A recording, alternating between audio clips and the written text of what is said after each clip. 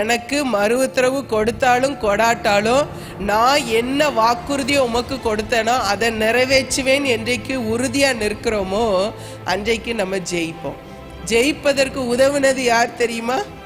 பரிசுத்த ஆவியானவர். இன்னைக்கு சொல்றேன், நம்ம மாம்சத்துல என்ன முடிவு எடுத்தாலும் நம்மால் நிற்க முடியும்.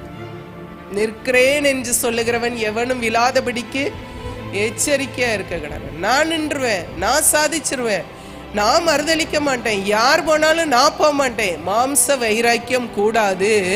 நமக்குள்ள ஆவியானவருக்கு இடம் கொடுத்துக்கிட்டே இருக்கணும். என்னால் முடியாது, ஆனா என்னை பலப்படுத்துகிற கிறிஸ்துவினால். என்னால் முடியாது, ஆவியினாலே ஆகும். என்னால் நான் மாம்சத்துல இருக்கிறேன், என்னால எதையும் மேற்கொள்வதற்கு எனக்கு திராணி இல்லை. ஆனால் என்னை திராணி உள்ளவளாய் மாற்றுகிறவர் பரிசுத்த ஆவியானவர். அப்படிதானா? அப்போ ஆவியானவர் இல்லாத காலத்துல பேதுருவால் நிற்க முடியல. எப்ப ஆவியானவர் அவனுக்குள்ளே கடந்து வந்தாரோ நிற்கிற திராணிய கர்த்தர் அவனுக்கு என்ன செய்தார்? கொடுத்தார். இன்றைக்கும் சொல்லுகிறேன், இயேசுவே தாவீதின் குமாரனே எனக்கு இரங்கும் என்று சொன்ன கானானிய ஸ்திரீ உண்மையிலேயே இயேசுவை தாவீதின் குமாரன் தான் என்பதை முழுமையாய் அறிந்திருக்கிறாளா, விசுவாசிக்கிறாளா என்பதை பார்த்து இயேசு அங்கே அற்புதத்தை என்ன செய்தார்?